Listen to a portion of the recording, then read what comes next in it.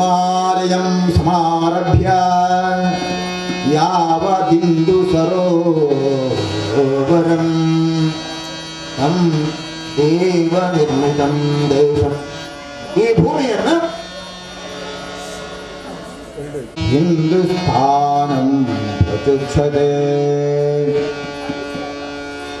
ಹಿಮಾಲಯದಿಂದ ಹಿಡಿದು ಕನ್ಯಾಕುಮಾರಿವರೆಗೆ ಹರಡಿರುವಂತಹ ಪವಿತ್ರವಾಗಿರುವಂತಹ ಭೂಭಾಗ ಇದನ್ನು ಭಾರತ ಅಂತ ಕರೆದರು. ಇಲ್ಲಿ ಜನ್ಮ ತಾಳಿರ್ತಕ್ಕಂತಹ ಅದೆಷ್ಟೋ ಜನ ಸಾಧುಗಳು, ಸಂತರು, ಮಹಂತರು, ವಿದ್ಯಾವಂತರು, ಜ್ಞಾನವಂತರು ಆಗಿ ಹೋಗಿದ್ದಾರೆ. ಹೆಚ್ಚೇಕೆ 10 ಬಾರಿ ಭಗವಂತ ಈ ಭೂಮಿಯಲ್ಲಿ ಅವತರಿಸಿದ್ದಾನೆ. ಅದಕ್ಕೋಸ್ಕರ ಇದು ಪುಣ್ಯ ಭೂಮಿ. ಅವನು ಅಮೆರಿಕದಲ್ಲಿ ಹುಟ್ಟಲಿಲ್ಲ, ಅವನು ಇಂಡೋನೇಷ್ಯಾದಲ್ಲಿ ಹುಟ್ಟಲಿಲ್ಲ, ಅವನು ಹುಟ್ಟಿದ ಭಾರತದಲ್ಲಿ. ಎಲ್ಲಿಯಾದರೂ ಶಾಪ ಸಿಕ್ಕಿದರೆ ನೀನು ಭಾರತದಲ್ಲಿ ಹುಟ್ಟು ಅಂತಲೇ ಹೇಳುವುದು. ಭಾರತದಲ್ಲಿ ಹುಟ್ಟಿ ಮತ್ತೆ ಮೋಕ್ಷ ಸಂಪಾದನೆ ಮಾಡಿಕೊಳ್ಳಬೇಕು. ಅಂತಹ ಪುಣ್ಯ ಭೂಮಿಯಲ್ಲಿ ನಾವು ಹುಟ್ಟಿದ್ದೇವೆ. ಅದಕ್ಕೆ ನನಗೆ ಪುಣ್ಯ ಇರಬೇಕು, ಸೌಭಾಗ್ಯ ಇರಬೇಕು. ಇಲ್ಲದಿದ್ದರೆ ಇಲ್ಲಿ ಹುಟ್ಟಲಿಕ್ಕೆ ಸಾಧ್ಯ ಇಲ್ಲ. ಎಲ್ಲೆಲ್ಲೋ ಹುಟ್ಟುತ್ತಿದ್ದೇವೆ ನಾವು. ಅಂತಹ ಪುಣ್ಯ ಭೂಮಿಯಲ್ಲಿ ಹುಟ್ಟಿದ ಮೇಲೆ ಜೀವನವನ್ನು ಸಾರ್ಥಕ ಮಾಡಿಕೊಳ್ಬೇಕು. ಅದಕ್ಕೆ ಏನು ಮಾಡಬೇಕು? ಜೀವನ ಸಾರ್ಥಕ ಮಾಡಿಕೊಳ್ಬೇಕಾದ್ರೆ ದಾಸರು ಹೇಳಿದರು, ಇದು ಭಾಗ್ಯ. ಯಾವುದು ಭಾಗ್ಯ? ಇದು ಭಾಗ್ಯ, ಇದು ಭಾಗ್ಯ, ಇದು ಭಾಗ್ಯ.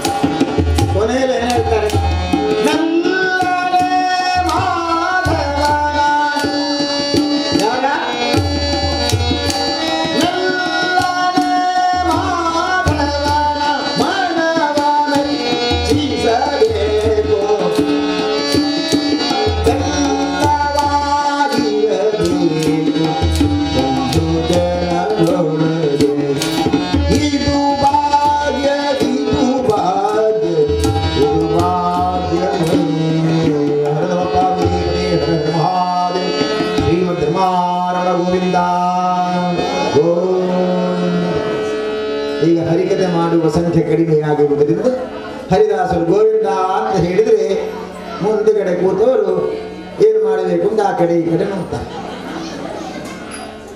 ಹಿಂದೆ ಹರಿಕತೆ ಮಾಡುವಾಗ ಹರಿದಾಸರು ಗೋವಿಂದ ಅನ್ನಿ, ಗೋವಿಂದ ಅನ್ನಿ ಅಂತ ಹೇಳಿದ್ರು. ಅನ್ನಿ ಅನ್ನಿ ಅಂದರೆ ಹೇಳಿ ಅಂತ.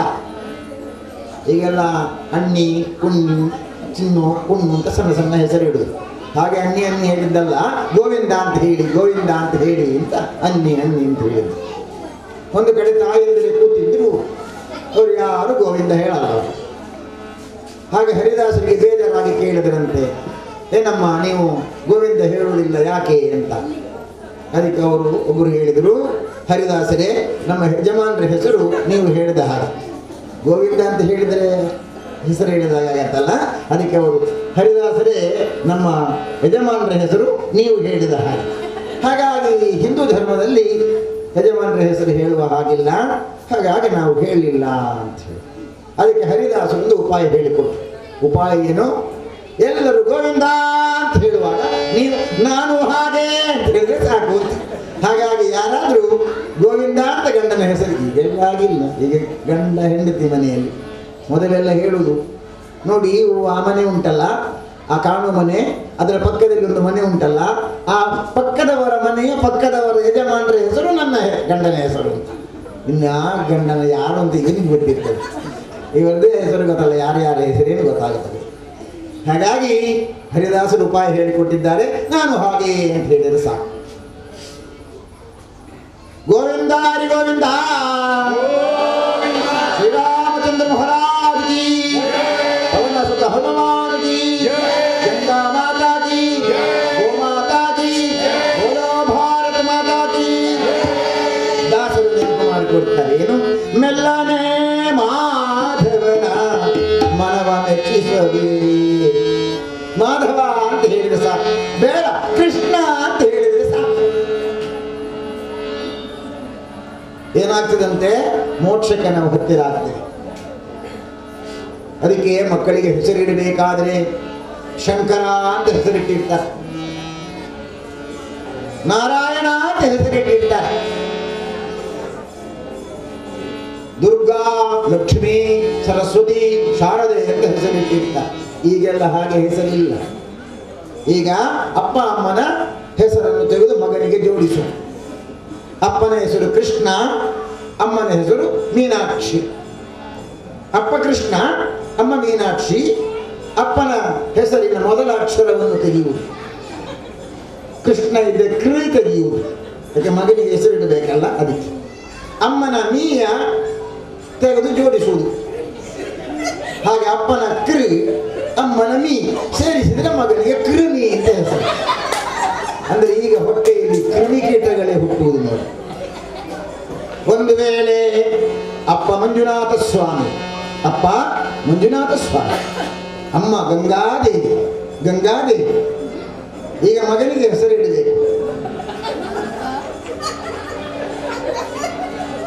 ಅಪ್ಪನ ಮಮ್ಮು ತೆಗೆಯಿತು, ಅಮ್ಮನ ಗಾ ತೆಗೆಯಿತು. ಅದಕ್ಕೆ ನೋಡಿ, ಈಗ ಹೆಸರು ನನ್ನ ಹೇಳಲ್ಲ ಏನು ಅಂತ. ಈಗೆಲ್ಲ ಕಟ್ಟೆಯಲ್ಲಿ ಕೂತಿರ್ತಾರಲ್ಲ, ಅವರು ಕಿಸೆಗೆ ಕೈ ಹಾಕಿ ಒಂದು ಪ್ಯಾಕೆಟ್ ತೆಗೆದು ಕೈಯಲ್ಲಿ ಹಾಕಿ ಹೀಗೆ ಉಂಡೆ ತಿರುಗಿಸಿ ತಿರುಗಿಸಿ ತುಟಿ ಎಳೆದು ಏನದು ಮಂಗ ಮುಸುಡು ಮಾಡುವುದು. ಯಾಕಂದ್ರೆ ಹೆಸರಿಟ್ಟದಂಥದ್ದೇ ಅಪ್ಪ ಅಮ್ಮ. ಹೀಗೆ ಇಂತಹ ಮಂಗ ಜಾತಿಯನ್ನು ಹಡಿಯುವಂತಹ ಸಂದರ್ಭದಲ್ಲಿ ಅವ ಮಂಗಾದರೂ ತೊಂದರೆ ಇಲ್ಲ ಬಿಡಿ. ಅವನೇನು ಮಾಡ್ತಾನೆ? ಒಂದು ಬಾರಿ ಅಡ್ಡೆ ಉಂಡಿಯ ಇಲ್ಲದಿಲ್ಲ ಮುಸುಡು, ನೀನೆಲ್ಲ ಮಂಗ ಮುಸುಡು ಮಾಡ್ತೀವಿ. ಅವನಿನ್ನೊಬ್ಬನಿಗೆ ಮಂಗ ಮುಸುಡು ಮಾಡ್ತಾನೆ, ಮಾಡಿಸ್ತಾನೆ. ಅವನು ಒಬ್ಬನನ್ನು ಮಾಡಿಸಿದರೆ ತೊಂದರೆ ಇಲ್ಲ, 10 ಜನವನ್ನು ಮಂಗ ಮುಸುಡು ಮಾಡಿಸಿದರೆ ಅದೇ ಈಗ ಭಾರಿ ದೊಡ್ಡ ರೋಗ ನಮಗೆ. ಈ ರೀತಿಯ ಒಂದು ಚಟಕ್ಕೆ ಬಲಿ ಬಿದ್ದು ಆ ಚಟವೇ ಅವನನ್ನು ಬಲಿ ತೆಗೆದುಕೊಳ್ಳುವಂತಹ ಸ್ಥಿತಿ. ಯಾಕಂದ್ರೆ ಇಲ್ಲಿ ಒಂದಿಲ್ಲ ನಮಗೆ, ಬೇರೆಲ್ಲವೂ ಉಂಟು. ಯಾವುದು? ಮೆಲ್ಲನೆ ಮಾಧವನ ಮನವ ಮೆಚ್ಚಿಸಬೇಕು. ಈಗ ಮಾಧವನ ಮನ ಮೆಚ್ಚಿಸಲಿಕ್ಕೆ ಯಾರು ಹೋಗುವುದಿಲ್ಲ, ಬದಲಾಗಿ ಬೇರೆ ಬೇರೆ ಜನರ ಮನ ಮೆಚ್ಚಿಸಲಿಕ್ಕೆ ಹೋಗ್ತಾರೆ. ರಾಜಕಾರಣಿಗಳ ಮನ ಮೆಚ್ಚಿಸುವುದು, ಅವರು ಬಂದರೆ ಶಾಲೆಲ್ಲ ಹಾಕಿ ಎಷ್ಟು ಚಂದಕ್ಕೆ ಎದುರು ನೀಡ್ತಾರೆ ಗೊತ್ತು. ಯಾಕಂದ್ರೆ ಅವನ ಮನ ಮೆಚ್ಚಿಸಿದ್ರೆ ನನಗೆಲ್ಲವೂ ಸಿಗ್ತದೆ, ಸಂಪತ್ತು ಸಿಗ್ತದೆ ಅಂತ. ಅವನ ಮನ ಮೆಚ್ಚಿಸಿದರೆ ಸಂಪತ್ತು ಸಿಗ್ತದೆ, ಗ್ರಹಿಸಿದ್ದೇವೆ. ಮಾಧವನ ಮನ ಮೆಚ್ಚಿಸಿದರೆ ನಿರಂತರವಾಗಿ ಸಂಪತ್ತು ಸಿಗ್ತದೆ ಅಂತ ನಾವು ಯೋಚನೆ ಮಾಡುವುದಿಲ್ಲ.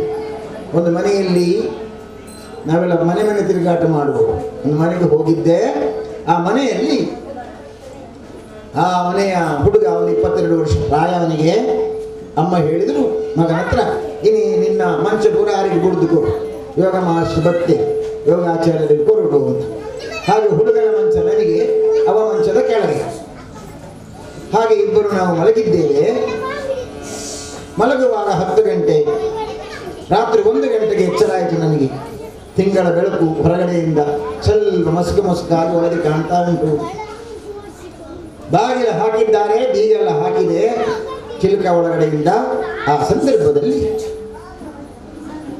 ಒಳಗಡೆಯಿಂದ ಏನೋ ಸ್ವರ ಕೇಳ್ತಾ ಉಂಟು. ಪಿಸು ಮಾತನಾಡುವುದು, ಪಿಸು ಪಿಸು ಪಿಸು ಪಿಸು ಕೇಳ್ತಾ ಉಂಟು, ಕುಣು ಕೇಳ್ತಾ ಉಂಟು. ಮಲಗುವಾಗ ನಾವಿಬ್ಬರೇ ಇದ್ದದ್ದು, ಇನ್ಯಾರು ಬಂದಿದ್ದಾರೆ ನಮ್ಮ ಕೋಣೆಗೆ ಅಂತ ಯೋಚನೆ ಮಾಡಿ ನಾನು ಮೆಲ್ಲ ಆ ಕಡೆ ಈ ಕಡೆ ಮೆಲ್ಲ ತಲೆ ಆಡಿಸಿ ನೋಡಿದೆ, ಯಾರಾದರೂ ಇದ್ದಾರೆ. ನೋಡಿದೆ, ಯಾರೂ ಇಲ್ಲ. ನನ್ನ ಮಂಚದ ಕೆಳಗೆ ಮಲಗಿರುವಂತಹ ಹುಡುಗ ಅವ ಬೆಡ್ಶೀಟಿನ ಒಳಗಡೆಯಿಂದಲೇ ಮಾತನಾಡುವುದು ಕೇಳ್ತಾರೆ. ಆಮೇಲೆ ಯಾರಾದರೂ ಬಂದರೆ ಇವನ ಹತ್ತಿರಕ್ಕೆ ಅಂತ ನೋಡಿದರೆ ಇಲ್ಲ, 2 ಜನ ಮಲಗಿದ ಹಾಗೆ ಕಾಣುವುದಿಲ್ಲ. ಒಬ್ಬನೇ ಮಾತನಾಡ್ತಾ ಇದ್ದಾನೆ. ತುಂಬ ಹೊತ್ತು ಮಾತನಾಡಿ ಕೊನೆಗೊಂದು ಮನೆಗೆ ಧ್ವನಿ ಕೇಳಿಸುವುದೇನೆಂದ್ರೆ, ಪೈಸೆ ಪೂರ ಮುಗಿಂಡು ಮರ ಎತ್ತಿ ಎಲ್ಲ ಬಲ್ಪದು ಪಾತಾರೆ. ಈ ರಾತ್ರಿ 1 ಗಂಟೆಗೆ ಇವನು ಮನಮೆಚ್ಚಿಸಲಿಕ್ಕೆ ಹೋದದ್ದು. ಯಾವುದೋ ಒಂದು ಪ್ರಯತ್ನ. ಭಗವಂತನ ಮನ ಮೆಚ್ಚಿಸಬೇಕು ಅಂತ ಅನ್ನಿಸಿಲ್ಲ. ಮೆಲ್ಲನೆ ಮಾಧವನ ಮನವ ಮೆಚ್ಚಿಸಬೇ. ಕೊನೆಯಲ್ಲಿ ಹೇಳ್ತಾರೆ ಅವರು, ಬೆಲ್ಲವಾಗಿರಬೇಕು.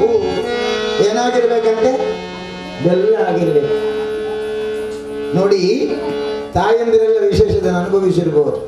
ಉಪ್ಪಿನ ಡಬ್ಬ ಇಡ್ತೀವಿ ನಾವು, ಸಕ್ಕರೆ ಡಬ್ಬ ಇಡ್ತೀವಿ. ನಮ್ಮ ಮನೆಯಲ್ಲಿ ಸಕ್ಕರೆ ಡಬ್ಬ ಇದೆ, ಉಪ್ಪಿನ ಡಬ್ಬ ಇದೆ. ಎಲ್ಲಿಯಾದರೂ ಯಾರಾದರೂ ಮನೆಗೆ ಬಂದಾಗ TV ಸೀರಿಯಲ್ನ ಮಧ್ಯದಿಂದ ನಾವು ಹಿಡಿದು ಹೋಗಿ ಒಂದು ಶರ್ಬತ್ತು ಮಾಡಬೇಕು ಅಂತ ಯೋಚನೆ ಮಾಡಿ ಒಳ್ಳೆ ಶರ್ಬತ್ತು ಮಾಡಿ ಕೊಡ್ತೇವೆ. ಪುರಾಣಕ್ಕೆ ಬರ್ತಾರೆ ಒಂದು ಶರ್ಬತ್ತು ಕೊರಕ ಅಂತ. ಅವರು ಹೇಳ್ತಾರೆ, ಇದು ಉಪ್ಪು ಆಗ್ತಾ ಉಂಟಲ್ಲ ಏನಂತ. ನೋಡಿದ್ರೆ ಎಂಥದ್ದು ಸಕ್ಕರೆ ಅಂತ ತಪ್ಪಿ ಹಾಕಿದ್ದು ಉಪ್ಪ. ಯಾಕಂದ್ರೆ ಗಡಿಬಿಡಿಗೆ ನಮಗಿದು ಗೊತ್ತಾಗುವುದಿಲ್ಲ. ಆದರೆ ಯಾವುದಾದ್ರೂ ಮನೆಯಲ್ಲಿ ಉಪ್ಪಿನ ಡಬ್ಬಕ್ಕೆ ಇರುವೆ ಹೋದದ್ದುಂಟ? ಉಪ್ಪಿನ ಡಬ್ಬಕ್ಕೆ ಹತ್ತಿರ ಹತ್ತಿರ ಇಡಿ, ಉಪ್ಪಿನ ಡಬ್ಬ ಇಡಿ, ಸಕ್ಕರೆ ಡಬ್ಬ ಇಡಿ. ಆ ಇರುವೆಗೆ ಎಂದೂ ತಪ್ಪುವುದಿಲ್ಲ, ಅದು ಸಕ್ಕರೆ ಡಬ್ಬಕ್ಕೆ ಹೋಗ್ತದೆ, ಅದು ಇರುವೆ ಡಬ್ಬಕ್ಕೆ ಹೋಗುವುದಿಲ್ಲ. ಎಲ್ಲಿ ನಾವು ತಪ್ಪಿದ್ದೇವೆ ಯೋಚನೆ ಮಾಡಬೇಕಾದ್ದಿಲ್ಲಿ. ಏನು? ಮೆಲ್ಲನೆ ಮಾಧವನ ಮನವ ಮೆಚ್ಚಿಸಬೇ. ಬೆಲ್ಲ ಎಲ್ಲಿದೆ ಅಂತ ನಮಗೆ ಗೊತ್ತಿರದೆ ರಾಜಕಾರಣಿಗಳ ಹಿಂದೆ ಹೋಗಿ ಯಾವುದೋ ಹೆಣ್ಣು ಮಕ್ಕಳ ಗಂಡು ಮಕ್ಕಳ ಹಿಂದೆ ಹೋಗಿ ಪ್ರಯೋಜನ ಇಲ್ಲ. ಬದಲಾಗಿ ಭಗವಂತನನ್ನು ಮೊರೆ ಹೊಕ್ಕರೆ ಎಲ್ಲವೂ ಸಿಗ್ತದೆ. ಚಂದದ ಗುಣವತಿಯಾದಂತಹ ಮಡದಿ, ಒಳ್ಳೆಯ ಮಕ್ಕಳು, ಒಳ್ಳೆಯ ಸಂಸಾರ, ಒಳ್ಳೆಯ ಸಂಪತ್ತು ಇದೆಲ್ಲ ಸಿಗಬೇಕು ಅಂತಾದರೆ ಅದಕ್ಕೆ ಮೆಲ್ಲನೆ ಮಾಧವನ ಮನವ ಮೆಚ್ಚಿಸಬೇ. ಬಂದವರಿಗೆಲ್ಲ ಏನಾಗಿರಬೇಕು? ನೀನು ಬೆಲ್ಲವಾಗಿರಬೇಕು.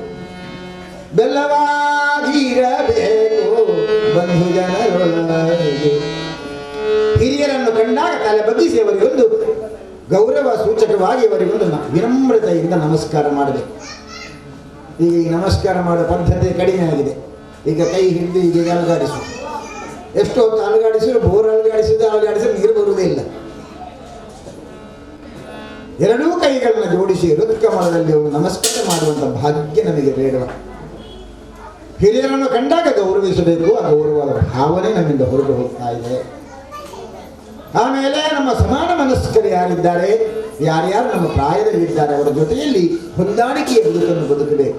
ಮಕ್ಕಳ ಜೊತೆಯಲ್ಲಿ ಆತ್ಮೀಯತೆಯಿಂದ ಪ್ರೀತಿಯಿಂದ ಇರಬೇಕು. ಬಡಬಗ್ಗರನ್ನು ಕಂಡಾಗ ಅವನಲ್ಲಿ ಕರುಣೆಯನ್ನು ತೋರಿ ಅವನಿಗೆ ಬೇಕಾದಂತಹ ವ್ಯವಸ್ಥೆಯನ್ನು ನಾವು ಮಾಡಬೇಕು. ಈ ರೀತಿ ನಾವು ವ್ಯವಸ್ಥೆಯನ್ನು ಮಾಡಿಕೊಂಡಾಗ ಆವಾಗ ಜೀವನ ಸಾರ್ಥಕವಾಗ್ತದೆ.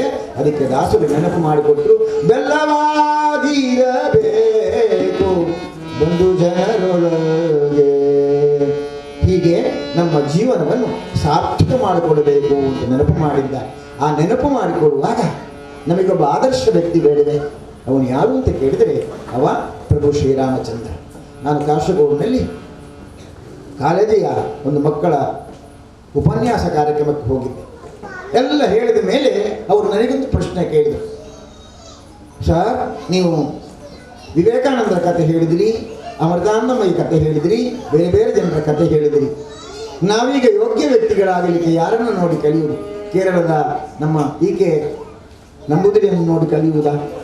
ಅಥವಾ ನಮ್ಮ ದೇಶದ ಸೋನಿಯಾ ಗಾಂಧಿಯನ್ನು ನೋಡಿ ಕಲಿಯುವುದಾ? ರಾಹುಲ್ ಗಾಂಧಿಯನ್ನು ನೋಡಿ ಕಲಿಯುವುದಾ? ಯಾರು ನನಗೆ ಆದರ್ಶ, ಯಾರು ನನಗೆ ಆದರ್ಶ ಅಂತ ಕೇಳಿದ್ದಾರೆ. ಹಾಗಾಗಿ ಈಗ ನನಗೆ ಯಾರು ಆದರ್ಶ ಸಿಗ್ತಾರೆ. ಮಾತಾ ಅಮೃತಾನಂದಮಯ್ಯವರಿದ್ದಾರೆ, ರಾಮದೇವರಿದ್ದಾರೆ, ಬೇಜಾರ ಸ್ವಾಮಿಗಳು, ಈಗಿನ ಬೇಜಾರ ಸ್ವಾಮಿಗಳು, ಅದೆಷ್ಟು ಜನ ಸಾಧು ಸಂತರು ಇವರು ಇದ್ದಾರೆ. ಒಂದು ವೇಳೆ ಅವರೆಲ್ಲ ನಿಮಗೆ ಆಪ್ಯಾಯಮಾನ ಆಗಲಿಲ್ಲ ಅಂತಾದರೆ ಪ್ರಭು ಶ್ರೀರಾಮಚಂದ್ರ ಅಂದು ಇಂದು ಮುಂದು ಬೆಳಗುವನು ಅಂತಹ ರಾಮ ಈ ಭೂಮಿಯಲ್ಲಿ ಹುಟ್ಟಿ ತನ್ನ ಜೀವನವನ್ನು ಸಾರ್ಥಕ ಮಾಡಿಕೊಂಡಿದ್ದಾನೆ. ಅಂತಹ ರಾಮನ ಚರಿತ್ರೆಯ ಪೂರ್ವಭಾವಿಯಾಗಿರುವಂತಹ ಕಥಾನಕದ ಕಥಾಪ್ರಾರಂಭ ಮಾಡುವುದಕ್ಕೋಸ್ಕರ ನಿಮ್ಮಲ್ಲಿ ಅನುಮತಿಯನ್ನು ಕೇಳ್ತಾ ಇದ್ದೆ. ನೀವೆಲ್ಲರೂ ಕೂಡ ನನ್ನ ಕಥೆಗೆ ಆ ಹಾಡಿಗೆ ಧ್ವನಿಯನ್ನು ಸೇರಿಸಬೇಕು ಅಂತ ವಿನಮ್ರವಾಗಿ ಪ್ರಾರ್ಥನೆ ಮಾಡಿ ಕಥಾ ಪ್ರಾರಂಭ ಮಾಡಿ. ಏನಿರುತ್ತೀರಾ ನಾಮಾನಂತರುತ್ತೀರಾ, ಇರುತ್ತೀರಾ ನಾಮಾನಂತರುತ್ತೀರಾ,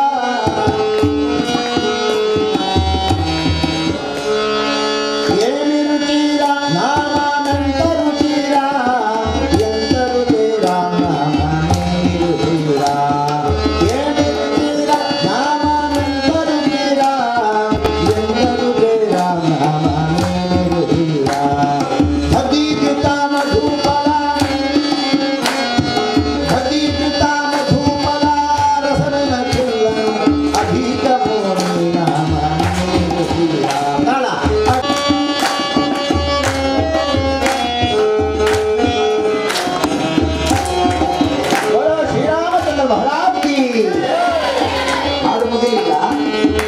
ಬಗ್ಗೆ ನಿಲ್ಲಿಸಿದ್ದೆ ಯಾಕಂದ್ರೆ ನಿಮಗೆ ಹೇಳಿ ಇದು ಬೆಳಗಿನ ಹಾಡು.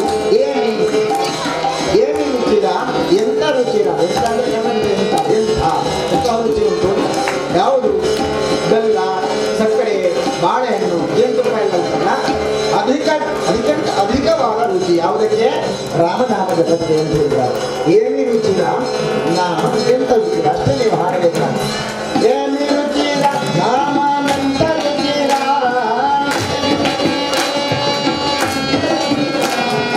ಏಮಿ ರುಚಿರ ನಾಮ ಎಂತ ರುಚಿರ,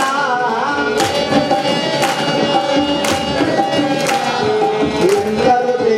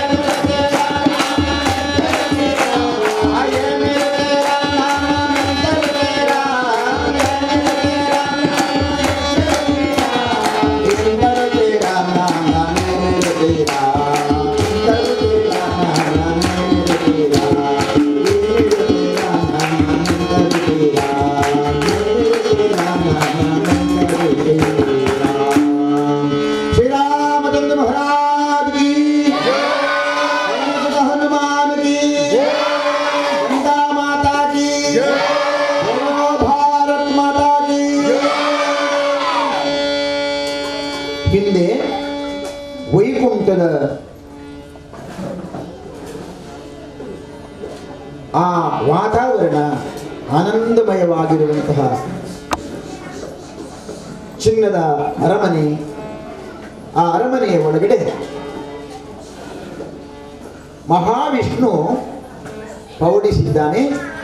ಪಕ್ಕದಲ್ಲಿ ಲಕ್ಷ್ಮೀದೇವಿ ಕೂತಿದ್ದಾಳೆ. ಪಾದತಲದಲ್ಲಿ ಪಾದನ್ನು ಒತ್ತಿಕೊಂಡು ಗಂಡನ ಪಾದಸೇವೆಯನ್ನು ಮಾಡುತ್ತಾ ಇರುವಂತಹ ಮಹಾಲಕ್ಷ್ಮಿ ಆನಂದಿತಲಾದ ಸೇವೆಯನ್ನು ಮಾಡುತ್ತಾ ಇರುವಂತಹ ಕಾಲ. ಆ ಕಡೆಯಿಂದ ತುಂಬುರ ನಾರದರ ಧ್ವನಿ, ನಾರಾಯಣತೆ ನಮೋ ನಮೋ ನಾರದ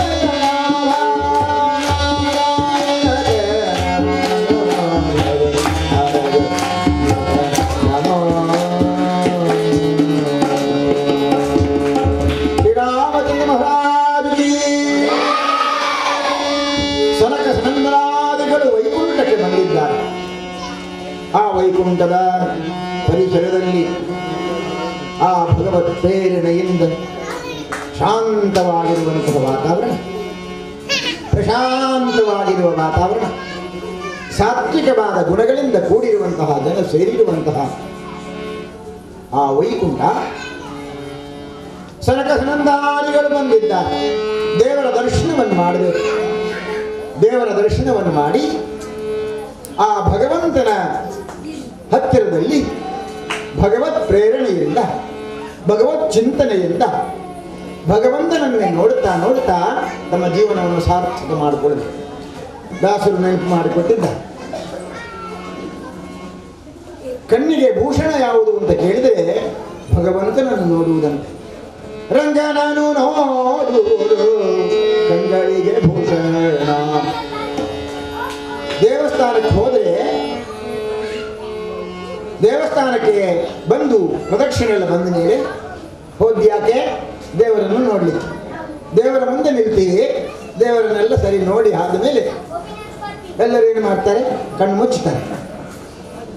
ದೇವರ ಮುಂದೆ ನಿಂತು ಕಣ್ಣು ಮುಚ್ಚಬೇಕು ಅಂತ ಯಾರಾದರೂ ಹೇಳಿಕೊಟ್ಟಿದ್ದಾರೆ? ಯಾವ ಪಾಠ ಪುಸ್ತಕದಲ್ಲಿ ಇಲ್ಲ, ಯಾವ ಗುರುಗಳು ಹೇಳಿಲ್ಲ. ದೇವರನ್ನು ನೋಡಿದ ಮೇಲೆ ಕಣ್ಣು ಮುಚ್ಚಿ ಅಂತ ಯಾರಾದರೂ ಹೇಳಿದ್ದಾರೆ? ಯಾರೂ ಹೇಳಲಿಲ್ಲ. ಆದರೆ ಎಲ್ಲರೂ ಮಾಡುವುದು ಹೌದು ಅದನ್ನು. ಒಮ್ಮೆ ನಿಂತ ಮೇಲೆ ಹೀಗೆ ಕಣ್ಣು ಮುಚ್ಚೋದು. ಏನದು? ಹೊರಗೆ ಇರುವಂಥ ಭಗವಂತ ನನ್ನ ಒಳಗೆ ಬಂದಿದ್ದಾನೆ. ಒಳಗಡೆ ಇರುವಂತಹ ಭಗವಂತ ಅವನು ಅದನ್ನು ನೆನಪು ಮಾಡಿಕೊಟ್ಟಿದ್ದಾನೆ. ನೀನು ನಾನು ಸೋಹಂ ಸೋಹಂ ಸೋಹಂ ತತ್ವಸಿ, ನೀನು ನಾನೇ ಆಗಿದ್ದೇನೆ ಎಂಬ ಭಾವ. ಅದನ್ನು ಯಾರು ಪಾಠ ಮಾಡಬೇಕು ಅಂತಿಲ್ಲ, ಅದು ನಮ್ಮ ಆತ್ಮಕ್ಕೆ ಗೊತ್ತಿದೆ. ಆತ್ಮಚಿಂತನೆ ಅದು, ಆತ್ಮಕ್ಕಿರುವ ಸಂಸ್ಕಾರ ಅದು, ಆತ್ಮಕ್ಕಿರುವ ಜ್ಞಾನ ಅದು. ಹಾಗೆ ಆ ಮಹಾವಿಷ್ಣುವನ್ನು ನೋಡಿ, ಮಹಾವಿಷ್ಣುವಿನಲ್ಲಿ ಮಾತನಾಡಿ, ಮಹಾವಿಷ್ಣುವಿನ ಮುಖಾರವಿಂದವನ್ನು ನೋಡಿ ಆನಂದ ಪಡಬೇಕು ಅಂತ ಬಂದಿದ್ದಾರೆ. ದೇವರಿಗೆ ಬೆಂದೆಲ್ಲ ಹೆಸರಿಟ್ಟಿದ್ದಾರೆ. ಪದ್ಮನಾಭ ಅಂತ ಹೆಸರು. ಯಾಕೆ? ಪದ್ಮನಾಭನ ಪಾದ ಭಜನೆ ಸುಖವೈ. ಪದ್ಮನಾಭ ಅಂತ ಹೆಸರಿಟ್ಟದ್ದು ಯಾಕೆ? ಅವನ ಹೊಕ್ಕುಳು ತಾವರೆ ಅಂತ ಇತ್ತಂತೆ. ತಾವರೆ ಅಂತ ಹೊಕ್ಕುಳಿದ್ದ ಕಾರಣ ಅವನಿಗೆ ಪದ್ಮನಾಭ ಅಂತ ಹೆಸರು. ಹಾಗಾಗಿ ಹೊಕ್ಕುಳನ್ನೇ ನೋಡ್ಲಿಕ್ಕೆ ಹೋಗುವರು ಕೆಲವು ಜನ. ಹೊಕ್ಕುಳಿನಾಗಿ ಪದ್ಮನಾಗಿ ಇರಬಹುದಾ ನೋಡುವ ಅಂತ ಹಾಗೆ ಹೊಕ್ಕುಳು ನೋಡ್ಲಿಕ್ಕೆ ಹೋಗುವುದು. ಮಹಾವಿಷ್ಣುವಿನ ಹೊಕ್ಕುಳು ನೋಡುದು, ನೋಡಿ ಆನಂದಿಸುವುದು. ಅವನಿಗೆ ಹೆಸರೇನು? ಕಮಲಾಕ್ಷ ಅಂತ ಹೆಸರು. ಹರಿಯ ನೇತ್ರಗಳೆರಡು, ಮಹಾವಿಷ್ಣುವಿನ ಕಣ್ಣುಗಳೆರಡು. ಏನು? ಹರಿಯ ನೇತ್ರಗಳೆರಡು ಮತ್ತ ಸಿರಿಯ ವಾಸಾಲಯವು ತೋರ್ಪುಡು. ವಾಣಿವರಣ ಜನ್ಮಸ್ಥಾನ ಸರಸಿಯೊಳಿರುವ ಪಂಚದವು ಮೆರೆದವು ಪಂಚದವು ಧರೆಯಲಿ. ಮಹಾವಿಷ್ಣುವಿನ ಎರಡು ಕಣ್ಣುಗಳಿಗೆ ತಾವರೆ ಅಂತ ವರ್ಣನೆ ಇದೆ. ಅದಕ್ಕೋಸ್ಕರ ಅವನಿಗೆ ಏನು ಹೆಸರು?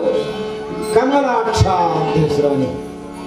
ಪುಂಡರೀಕ ಅಂತ ಹೇಳಿದ್ರೆ ಅದು ತಾವರೆ ಹೆಸರು. ಪುಂಡರೀಕ ಅಕ್ಷ ಅಂದ್ರೆ ಅದು ತಾವರೆ ಕಣ್ಣು ಅಂತೇಳಿ ಅರ್ಥ. ಆಮೇಲೆ ಕಮಲಾಕ್ಷ, ಪುಂಡರೀಕಾಕ್ಷ, ಹೀಗೆ ಆ ತಾವರೆಯ ಹೆಸರುಳ್ಳಂತಹ ಹೆಸರನ್ನು ಭಗವಂತನಿಗೆ ಇಟ್ಟಿದ್ದಾರೆ. ಇನ್ನು ಅವನಿಗೆ ಸ್ವಲ್ಪ ಬಿಳಿ ಇದ್ರೆ ಹೆಸರಿಟ್ಟಿರ್ತಾರೆ, ಹೂಗಣ್ಣ ಅಂತ ಹೆಸರಿರ್ತಾರೆ. ಅಂದರೆ ಹೂವಂದ್ರೆ ಶ್ರೇಷ್ಠವಾಗಿರುವ ತಾವರೆ. ಆ ತಾವರೆ ಶ್ರೇಷ್ಠವಾಗಿರುವ ತಾವರೆಯ ದಳದಂತೆ ಕಂಗೊಳಿಸ್ತಾ ಇರುವ ಕಣ್ಣು. ಹಾಗಾಗಿ ಮಹಾವಿಷ್ಣುವಿನ ಕಣ್ಣನ್ನು ನೋಡ್ಲಿಕ್ಕೆ ಹೋಗುವರೆ ತುಂಬ ಜನ. ಹೀಗೆ ಆ ಕಣ್ಣು, ಅವನ ಶರೀರ, ಅವನ ಅಂಗಾಂಗಗಳನ್ನು ನೋಡಿ ಆನಂದಿಸಬೇಕು ಅಂತ ಆ ದೇವರ ಹತ್ತಿರಕ್ಕೆ ಎಲ್ಲರೂ ಬರ್ತಾ ಇದ್ದಾರೆ. ಸನಕ ಸನಂದಾದಿಗಳು ಬಂದಿದ್ದಾರೆ. ದಾರಿಯಲ್ಲಿ 2 ಜನ ನಿಂತಿದ್ದಾರೆ, ಕಾವಲು ಭಟರು, ರಕ್ಷಕರು. ಅವರಿಗೆ ಕೇಳಿ ಆಗಬೇಕು ಒಳಗಡೆ ಹೋಗಬೇಕಾದ. ಹಾಗೆ ದಾರದಲ್ಲಿ ನಿಂತಿದ್ದಾರೆ ದ್ವಾರಪಾಲಕರಿಬ್ಬರು. ತಡೆದು ನಿಲ್ಲಿಸಿದ್ದಾರೆ, ಒಳಗೆ ಹೋಗಬಾರದು. ತಡೆದು ಯಾರಿಗೆ? ಸನಕ ಸನಂದನಾದಿಗಳನ್ನು ತಡೆದಿದ್ದಾರೆ. ಅವರು ಹೇಳಿದರು, ನಾವು ಬ್ರಹ್ಮನ ಮಾನಸ ಪುತ್ರ, ನಮ್ಮದು ಕೆಲಸ ಊರೂರು ಸುತ್ತುವುದು, ಅವರಿಗೆ ಒಳ್ಳೆಯ ಬೋಧನೆಯನ್ನು ಕೊಡುವುದು, ಸತ್ಕರ್ಮವನ್ನು ಮಾಡಿ ಸದ್ಧರ್ಮಿಗಳಾಗಿ ಅಂತ ಹೇಳುವುದು, ಸತ್ಯವಂತರಾಗಿ ಬದುಕಬೇಕು, ತಂದೆಯರ ಸೇವೆ ಮಾಡಬೇಕು ಅಂತ ಕಲಿಸಿಕೊಡುವುದು, ದಾನ ಧರ್ಮಾದಿಗಳನ್ನು ಮಾಡುವಂತಹ ವಿಚಾರವನ್ನು ತಿಳಿಸಿ ಈ ಜಗತ್ತಿನ ಒಳಿತಿಗೋಸ್ಕರ ಕೆಲಸ ಮಾಡುವಂತಹ ನಮ್ಮನ್ನು ಅನುಗ್ರಹಿಸಬೇಕು ಅಂತ ನಾನು ಆ ಭಗವಂತನ ಕಾಣಲಿಕ್ಕೆ ಬಂದಿದ್ದೇನೆ. ಆ ದೇವರ ದರ್ಶನ ಮಾಡಿಕೊಡಬೇಕು ಅಂತ ಕೇಳಿದರೆ ಅಲ್ಲಿ ನಿಂತಿರ್ತಕ್ಕಂತಹ ಜಯವಿಧಿಯರು ಅವರು ಹೇಳ್ತಾರೆ, ಈಗ ಹೊರಗೆ ಹೋಗುವ ಹಾಗೆ. ಯಾಕಂದರೆ ಇಲ್ಲಿಗೆ ನಾವೇ ಜನ, ನಾವು ಬಿಟ್ಟರೆ ನೀವು ಒಳಗಡೆ ಹೋಗಬಹುದು. ಈ ದೊಡ್ಡ ದೊಡ್ಡ ರಾಜಕಾರಣಿಗಳು ಬಂದರೆ ಕೆಲಸ ಆಗಬೇಕಾದರೆ ಬೇರೆ ಯಾರಿಗೆ ಮಾತನಾಡಬೇಕು ಅಂದಿಲ್ಲ. ಅವರ ಕಾರಿನ ಡ್ರೈವರಿಗೆ ಮಾತನಾಡಿದರೆ ಸಾಕಾಗ್ತದೆ. ಅವ್ರು 8 ಗಂಟೆಗೆ ಬರ್ತೀರಿ, 8 ಗಂಟೆಗೆ ಹೋಗ್ತೀರಿ, ಇಲ್ಲಿ ಪಾತ್ರೆಯ ಸಮಯ ಹೋಗು, ಅವ್ರು ಚಾಯ ಬರ್ನಾಗ ಪಾತ್ರಿ ಇದೆಲ್ಲ ಹೇಳ್ತಾರೆ ಅವರು. ಹಾಗೆ ದ್ವಾರಪಾಲಕರು ಅಂತಂದರೆ ದೇವರನ್ನು ನಿಮಗೆ ತೋರಿಸುವವರು. ಆ ತೋರಿಸುವಂತಹ ದ್ವಾರಪಾಲಕರು ಹೇಳ್ತಾ ಇದ್ದಾರೆ, ಈಗ ನೀವು ಒಳಗೆ ಹೋಗುವ ಹಾಗಿಲ್ಲ. ಇಲ್ಲ, ನನಗೆ ದೇವರ ದರ್ಶನ ಈಗಲೇ ಆಗಬೇಕು. ಇಲ್ಲ, ಈಗ ಸಲ್ಲದು. ನಾವು ಹೇಳಿದ ಮೇಲೆ ನೀನು ಹೋಗಬೇಕು. ಯಾರಾದರೂ ಹೋದವರಿದ್ದಾರೆ, ದೇವರಲ್ಲಿ ಮಾತನಾಡ್ತಾ ಇದ್ದಾರೆ, ಪೂಜೆ ಪುರಸ್ಕಾರಗಳು ನಡೀತಾ ಇದ್ದೀವಿ. ಕೇಳಿದರೆ ಯಾರೂ ಇಲ್ಲ, ಒಳಗಡೆ ಯಾರೂ ಇಲ್ಲ. ಆದರೆ ನೀವೀಗ ಹೋಗಬಾರ್ದು, ನಿಮಗೆ ಈಗ ಹೋಗಬೇಕೆ, ನನ್ನ ಅನುಮತಿ ಇಲ್ಲ ಅಂತ ಹೇಳುವಾಗ ಇವರು ಹೆಮ್ಮೆ ಭಾವದಿಂದ ಬೇಡಿಕೊಂಡ. ಯಾಕಂದರೆ ಈ ಸಾತ್ವಿಕ ಸ್ವಭಾವಗಳು ಯಾವುದಿಲ್ಲ, ಅವರು ಧೈರ್ಯರಾಗಿ ಭಕ್ತಿಯಿಂದ ಶ್ರದ್ಧೆಯಿಂದ ಬೇಡಿಕೊಳ್ಳುವರು. ಅವರಿಗೆ ಕೆಟ್ಟ ಶಬ್ದಗಳೆಲ್ಲ ಬರುವುದಿಲ್ಲ.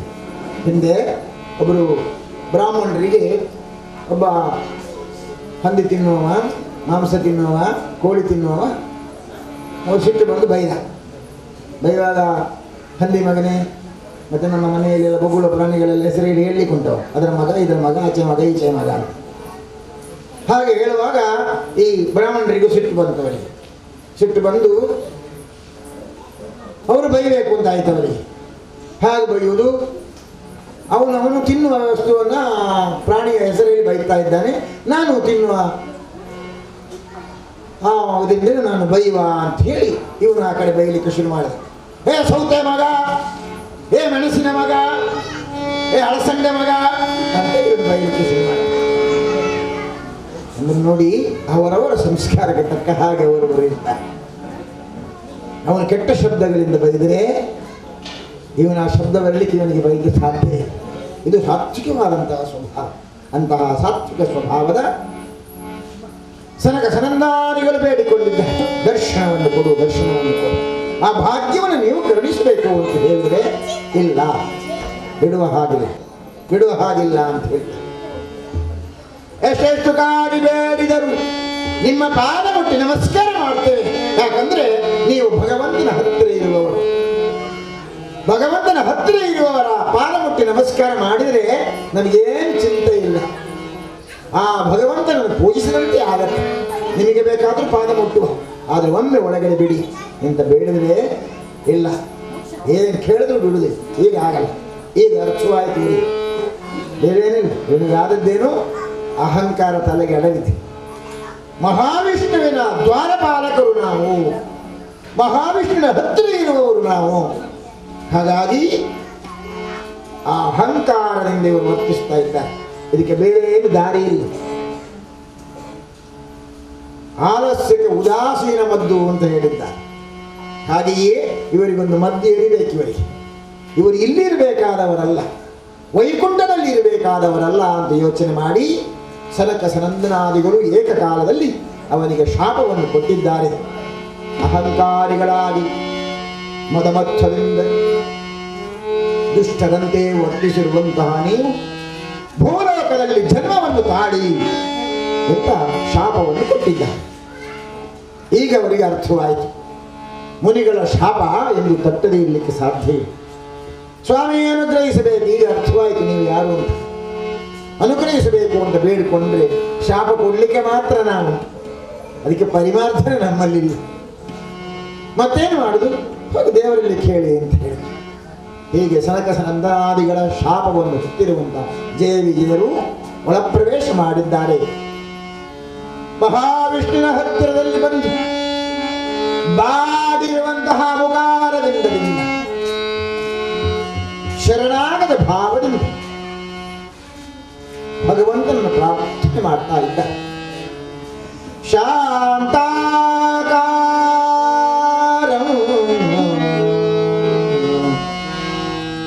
ಭುಜಗಶಯನೋ, ಹೇ ಮಹಾವಿಷ್ಣು, ನೀನು ಪವಡಿಸಿರುವುದು ಆ ಭುಜಗದ ಮೇಲೆ, ಆದಿಶೇಷನ ಮೇಲೆ ನೀನು ಮಲಗಿದ್ದ.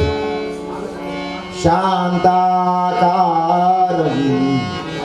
ಭುಜಗಶಯನ ಪದ್ಮನಾಭಂ ಸುರೇಶಂ, ನೀನು ಸುರರಿಗೆಲ್ಲ ನಾಥ. ಎಲ್ಲರೂ ಕಷ್ಟ ಬಂದಾಗ ನಿನ್ನ ಹತ್ತಿರದಲ್ಲಿ ಬರುವುದು, ಅವರು ಬಂದು ನಿಮ್ಮಲ್ಲಿ ಬೇಡಿಕೊಳ್ಳುವುದು, ಆಗ ಅವರ ಕಷ್ಟವನ್ನು ಪರಿಹಾರ ಮಾಡಿಕೊಡುವುದು ನೀನಲ್ವೇ. ಅದಕ್ಕೋಸ್ಕರ ನೀನು ಯಾರು? ಸುರೇಶಂ ಶಾಂತಾಕಾರಂ ಭುಜಗಶಯನಂ ಪದ್ಮನಾಭಂ ಸುರೇಶಂ ವಿಶ್ವಾಧಾರಂ ಗಗನ ಸದೃಶಂ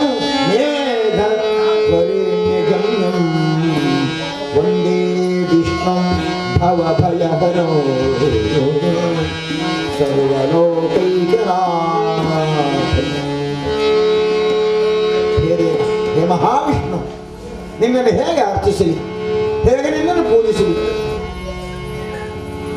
ನನಗೆ ಸಾಧ್ಯ, ದೇವ ನಾನು ತಪ್ಪು ಮಾಡಿದ್ದೇನೆ ಅನುಗ್ರಹಿಸಬೇಕು ಅಂತ ಬೇಡಿಕೊಂಡಾಗ ಎಲ್ಲವನ್ನೂ ಅರ್ಥ ಮಾಡಿಕೊಂಡಿರುವ ಮಹಾವಿಷ್ಣು ಅವರಿಗೆ ಅಭಯವನ್ನು ಕೊಡ್ತಾರೆ. ಅಭಯ ಏನು? ನಿನಗೆ 3 ಜನ್ಮದಲ್ಲಿ ಈ ಲೋಕಕ್ಕೆ ಬರಬೇಕು, ಅಥವಾ ಜನ್ಮಾಂತರಗಳನ್ನು ಕಳೆದು 100 ಜನ್ಮ, ಆ ಜನ್ಮವನ್ನು ತಾಳಿ ಮತ್ತೆ ನೀವು ಇಲ್ಲಿಗೆ ಬರ್ತೀರೋ ಅಂತ ಕೇಳ್ತಾರೆ. ಆಗ ಜಯದೇವರು ಹೇಳ್ತಾರೆ, ಸ್ವಾಮಿ ಆದಷ್ಟು ಬೇಗ ಬರಬೇಕು. 100 ಜನ್ಮ ಅಂತ ಆದರೆ ತುಂಬ ವರ್ಷ ಬೇಕಾಗ್ತದಲ್ಲ. ಮನುಷ್ಯ ಜನ್ಮ ಅಂದರೆ ಕನಿಷ್ಠ ಅವನು 50, 60, 70, 80 ವರ್ಷ ಬದುಕುತ್ತೆ. 120 ವರ್ಷ ಪ್ರಾಯ ಇದೆ ಮನುಷ್ಯನಿಗೆ. ಆದರೆ ಒಂದು 70, 80, 90 ವರ್ಷ ಎಲ್ಲರೂ ಬದುಕುತ್ತಾರೆ. ಅಷ್ಟು ವರ್ಷ ನಾನು ಬದುಕಿದರೆ ಇನ್ನು ಎಷ್ಟು ವರ್ಷ ಬೇಕಾಗುತ್ತೆ 100 ಜನ್ಮ ತಾಳಲಿಕ್ಕೆ? ಹಾಗಾಗಿ ಬೇಡ, ಆದಷ್ಟು ಬೇಗ ಬರಬೇಕು. ಅದಕ್ಕೆ ನೀನು ಹೇಳಿರುವ 3 ಜನ್ಮ ಸಾಕು, ಆ 3 ಜನ್ಮವನ್ನು ನನಗೆ ಅನುಗ್ರಹಿಸು ಅಂತ ಹೇಳುವಾಗ ಮಹಾವಿಷ್ಣು ಹೇಳ್ತಾರೆ, 100 ಜನ್ಮ ಅಂತಾದರೆ ನನ್ನ ಭಕ್ತನಾಗಿ ಹುಟ್ಟುವುದು ನೀನು. ಆದರೆ ಏನು ಸ್ವಾಮಿ, 3 ಜನ್ಮ ಆದರೆ ನನ್ನ ಶತ್ರುವಾಗಿ ಹುಟ್ಟಬೇಕು, ನನ್ನಲ್ಲಿ ವಿರೋಧ ಮಾಡಬೇಕು ನೀನು. ಆ ವಿರೋಧವನ್ನು ಅನುಭವಿಸಿ ನನ್ನ ಶತ್ರುಗಳಾಗಿ ನನ್ನನ್ನು ಬೈದು ನನ್ನ ಭಕ್ತರಿಗೆ ಉಪದ್ರವನ್ನು ಕೊಟ್ಟು ಉಪಟಳವನ್ನು ಕೊಟ್ಟು ಗೋವುಗಳನ್ನು ವಧೆ ಮಾಡಿ ಸ್ತ್ರೀಯರ ಮೇಲೆ ಅತ್ಯಾಚಾರ ಮಾಡಿ ಅನಾಚಾರ ಮಾಡಿ ಮಕ್ಕಳನ್ನು ಕೊಂದು ಬೇಡದ ಕೃತ್ಯಗಳನ್ನು ಮಾಡುವಾಗ ಆಗ ನಾನೇ ಬಂದು ನಿಮ್ಮನ್ನು ಸಂಹಾರ ಮಾಡಿ ವೈಕುಂಠಕ್ಕೆ ಬರುವ ಹಾಗೆ ಮಾಡ್ಕೊಳ್ತೇನೆ. ಆಗ 2 ಜನ ಕೈ ಜೋಡಿಸಿ ಹೇಳ್ತಾರೆ, ದೇವಾ ಅದೇ ಒಳ್ಳೆಯದು. ನಾವು ಅತಿಕ್ರಮಣ ಜಾಸ್ತಿ ಮಾಡುವಾಗ ನೀನು ಬೇಗ ಬರ್ತೀವಿ, ಅದಕ್ಕೆ ನಾನು ಜಾಸ್ತಿ ಅತಿಕ್ರಮಣವನ್ನು ಬೇಗ ಮಾಡಿದಾಗ ನೀನು ಬೇಗ ಬಂದು ಕೊಳ್ತೀಯಲ್ಲ, ಆಗ ಬೇಗ 3 ಜನ್ಮ ಮುಗಿದು ಹೋಗಲಿ. ಹಾಗಾಗಿ 3 ಜನ್ಮವನ್ನು ನನಗೆ ಅನುಗ್ರಹಿಸುವುದು ಅಂತ ಪ್ರಾರ್ಥನೆ ಮಾಡಿಕೊಂಡಿದ್ದ. ಆ ಪ್ರಾರ್ಥನೆ ಮಾಡಿದ ಪರಿಣಾಮವಾಗಿ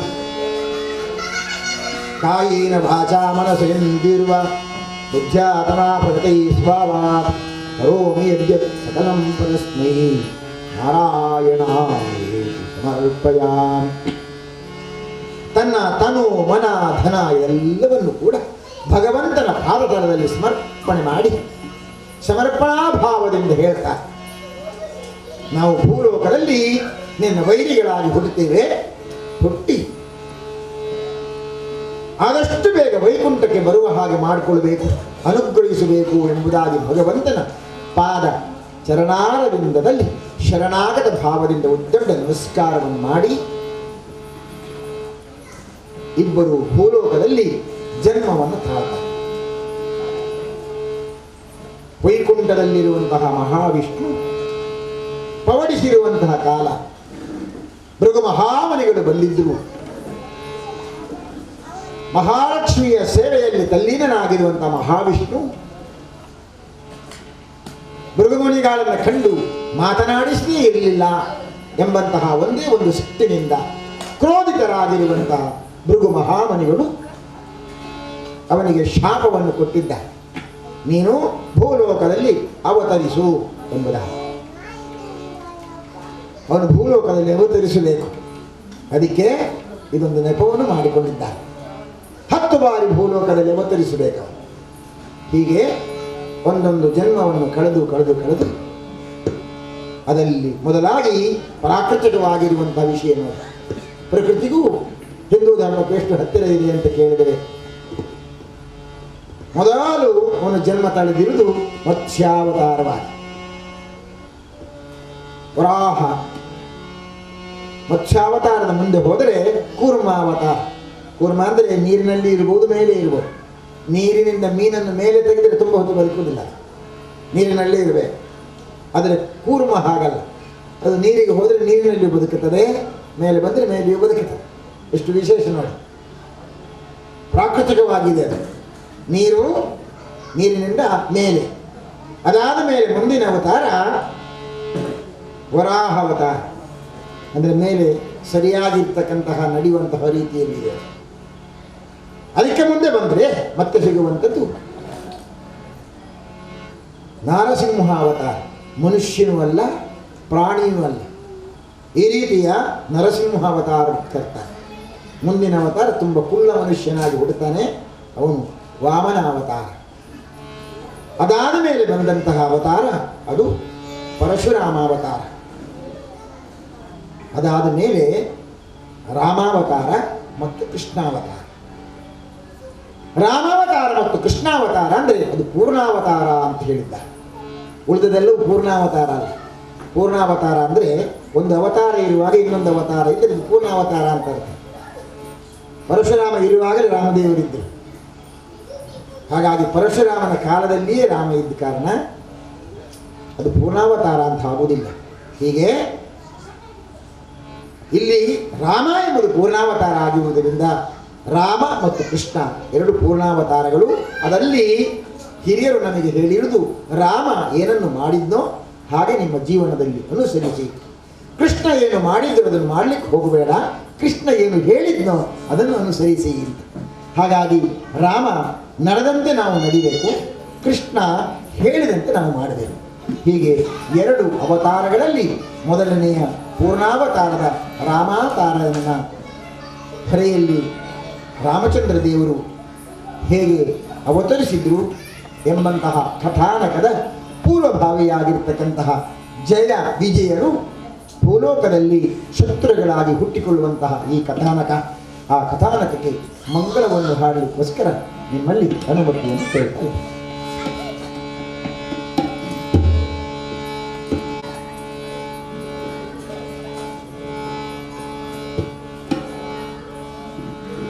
ರಾಮಾಯ ರಾಮಭದ್ರಾಯ ರಾಮಚಂದ್ರಾಯ ವೇದಸ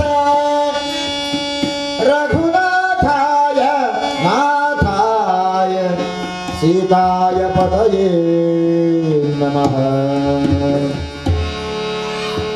ಘನತತ್ವವೊಂದಕ್ಕೆ ದಿನರಾತ್ರಿ ಮನಸೋ,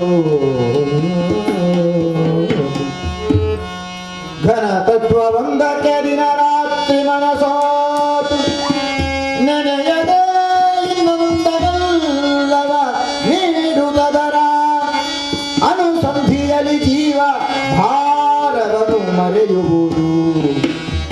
ಹನುಮಂತ ದೇವರು ನಮ್ಮ ಒಳಗೆ ಹೊರಗೆ ಇದ್ದು ಅನವರದೆ ನಮ್ಮನ್ನು ಕಾಯ್ತಾನೆ. ಅವನು ಹೇಳ್ತಾನೆ, ಅನುಸಂಧಿಯಲ್ಲಿ ಜೀವ ಭಾರವನ್ನು ಮರೆಯುವುದು. ಜೀವನದಲ್ಲಿ ಬರುವಂತಹ ಕಷ್ಟವನ್ನು ಮರಿಬೇಕು ಅಂತ ಆದರೆ ಅದಕ್ಕೆ ಒಂದೇ ಒಂದು ದಾರಿ, ಅದು ರಾಮಸ್ಮರಣೆಯನ್ನು ಮಾಡಿ. ಅನುಸಂಧಿಯಲ್ಲಿ ಜೀವ ಭಾರವನ್ನು ಮರೆಯುವುದು ಹನುಮಂತನುಪದೇಶ. ಇದು ಹನುಮಂತನ ಉಪದೇಶ. ಯಾವುದು ಹನುಮಂತನ ಉಪದೇಶ? ರಾಮ ರಾಮ ಎಂಬುದು ಹನುಮಂತನ ಉಪದೇಶ. ಅಂತಹ ಆ ರಾಮನ ಉಪದೇಶವನ್ನು ಕೇಳ್ತಾ ರಾಮನಿಗೆ ಮಂಗಳಾರತಿಯನ್ನು ಬೆಳಗೋಣ. ಚಲಿಸುವ ಜಲದಲ್ಲಿ ಮತ್ಸನಿಗೆ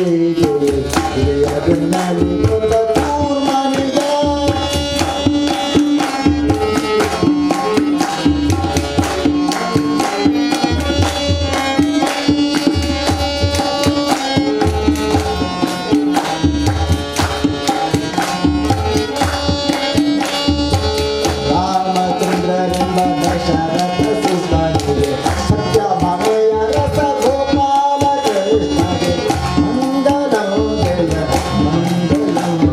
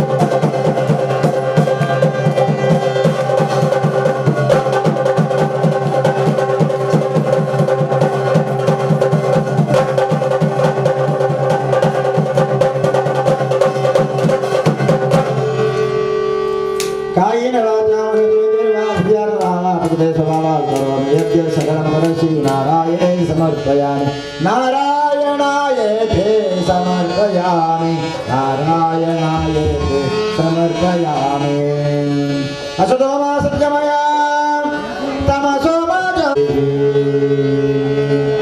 कृष्णार्पणमस्तु।